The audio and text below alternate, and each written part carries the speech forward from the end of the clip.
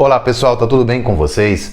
Para quem está chegando agora, meu nome é Eldi Batista e para o nosso diálogo de hoje eu quero refletir aqui com vocês sobre 3 das grandes lições que nós temos a aprender, que nós podemos aprender com o deus Odin e com a mitologia nórdica também.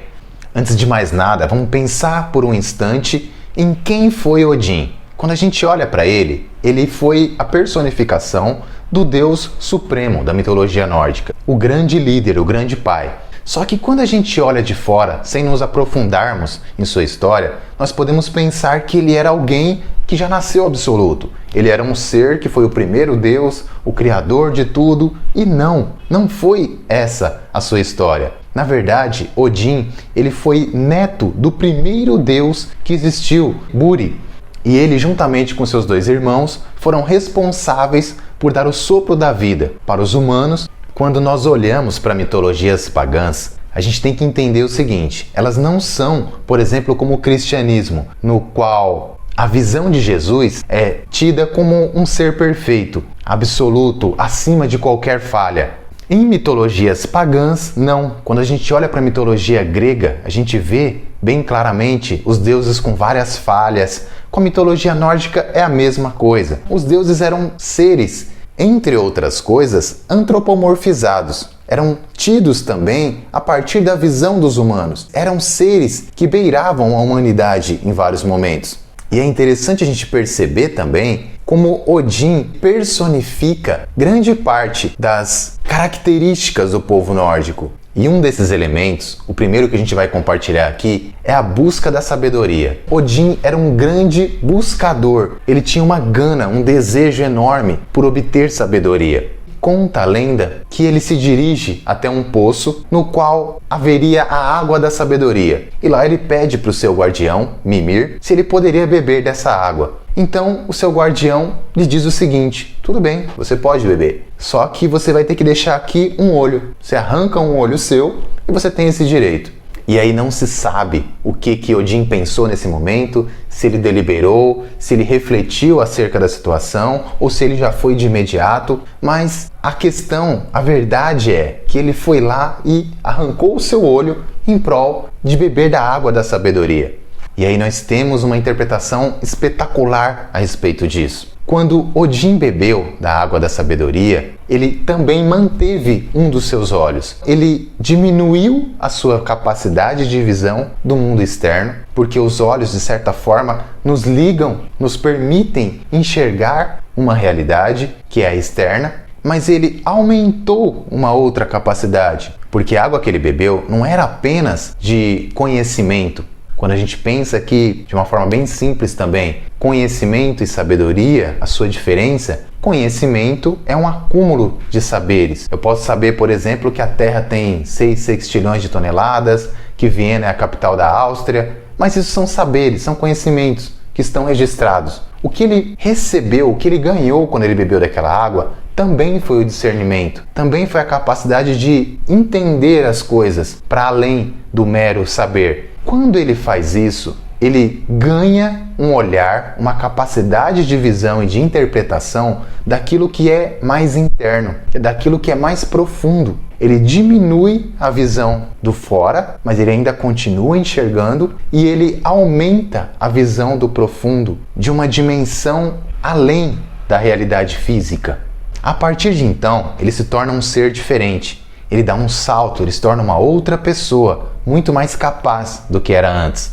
A segunda grande lição que Odin nos traz ainda tem a ver com conhecimento. Asgard, o reino dos deuses, onde Odin habitava, ele existia acima da árvore da vida, Yggdrasil.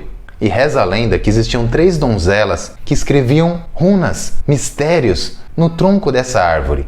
E essas runas eram algo que estava além da sua capacidade de interpretação. Odin poderia ver os movimentos que se davam ali, mas ele não conseguia entender o significado das runas. E ele queria muito isso. E o que ele faz para obter esse conhecimento? Ele decide se matar. Então ele se enforca, pega uma lança, finca em si mesmo e nega qualquer ajuda, porque ele queria ficar na beira da morte, que é o que acontece. Ele fica por 9 dias e 9 noites agonizando, e nesse inteirinho, nessa morte que ele tem, ele consegue chegar num ponto no qual ele consegue transcender a sua natureza, a sua capacidade, e ele consegue entender as runas. Novamente aí nós vemos Odin transcendendo, nós vemos ele passando de um patamar para outro, dando um salto quântico. Quando ele finalmente entende as runas, ele dá um grito altíssimo que simboliza essa transformação. E o que a gente tira dessa lição valiosíssima para a nossa vida?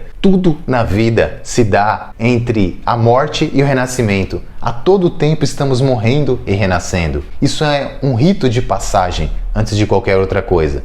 Isso é uma coisa que se perdeu demais também ao longo da história humana. Em algumas tribos, por exemplo, é comum a criança, quando ela chega num momento da sua vida, tá já na adolescência, etc., não sei quantos anos, 12, 13, sei lá, ela coloca a sua mão, por exemplo, num vespeiro ou num formigueiro. E ali ela deixa os insetos picarem até durante um tempo, e a criança está ali se debatendo, chorando, e aí depois até que se tira esse braço. Quando esse rito termina, essa criança passou de uma criança para um adulto. Então ela tem ali um ciclo muito claro. É claro isso para as pessoas ao redor, para a mãe, para o pai, para a própria criança. Ela já começa a se ver como um adulto e ela vai fazer coisas de adulto. Esse rito de passagem, essa morte que ela tem da infância para a vida adulta, nos nossos dias atuais a gente tem muito pouco disso. A maioria das pessoas não passa por isso. Então a gente vê crianças de 20, 30, 40, 50 anos, crianças pelo resto da vida. E só complementando essa ideia, procure observar na sua vida quais são os ritos de passagem que podem existir, quais são os sacrifícios que você tem que fazer. Odin se matou. Mas eu vou pensar que a vida é um sofrimento, que tudo eu tenho que sofrer. Não é isso que eu estou querendo dizer. Mas tudo tem um preço. Começa a olhar para isso. Tudo tem um preço.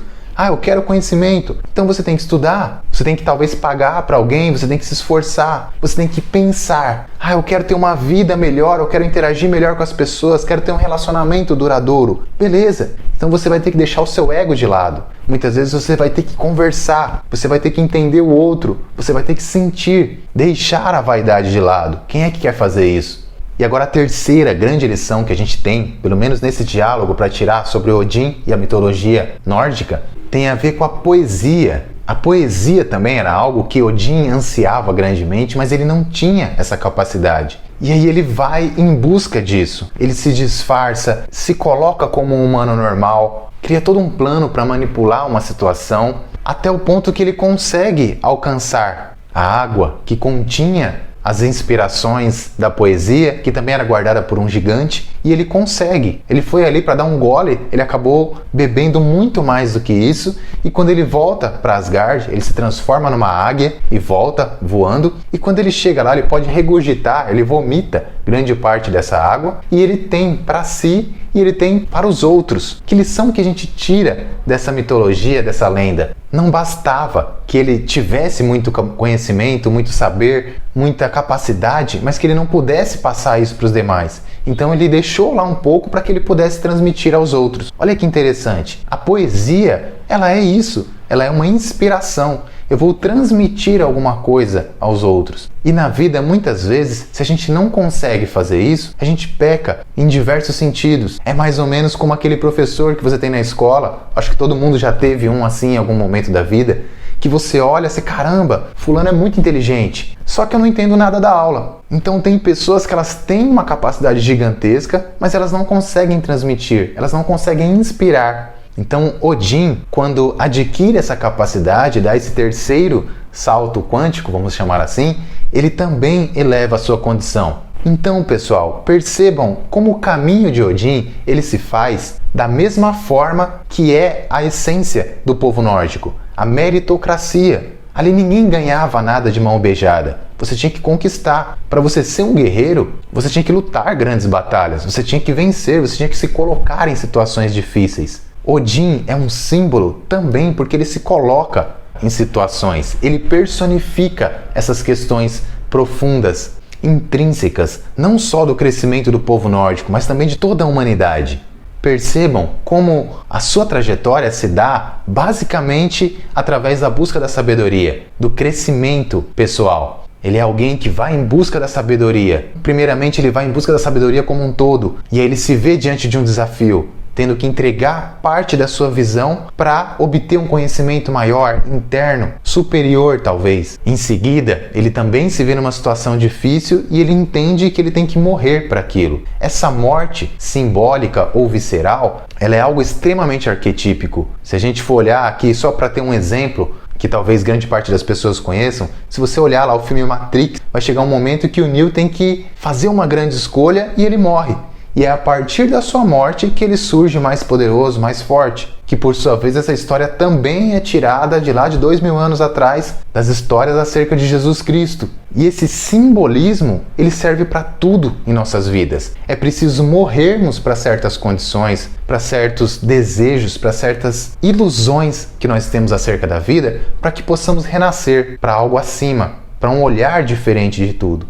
E por fim, a busca pela poesia, a busca pela capacidade de transmitir coisas, de inspirar. Porque se eu não conseguir fazer isso de forma nenhuma, do que vai adiantar a minha capacidade, o meu saber, se eu não puder ajudar ninguém, se eu não puder compartilhar nada com mais ninguém? Lembrando, pessoal, que quando eu falo isso, eu não estou me referindo aqui a você inspirar uma nação inteira, grandes plateias, etc. Não. Às vezes você pode fazer isso com alguém do seu lado, com a sua família, com um amigo, com alguém que você encontra na rua. Bom, pessoal, eu acho que eram essas as ideias principais que eu queria transmitir com vocês. Eu gostei muito dessa interpretação, de olhar para esses sentidos presentes na vida de Odin, que a gente pode entender e trazer também para o nosso benefício, para a nossa vida. Caso esse vídeo seja interessante para vocês, compartilhem com um amigo, se inscrevam no canal caso ainda não o sejam, para receber as notificações dos próximos vídeos. Cliquem em gostei caso tenham gostado, para ajudar no crescimento do canal. Muito obrigado e até a próxima vez.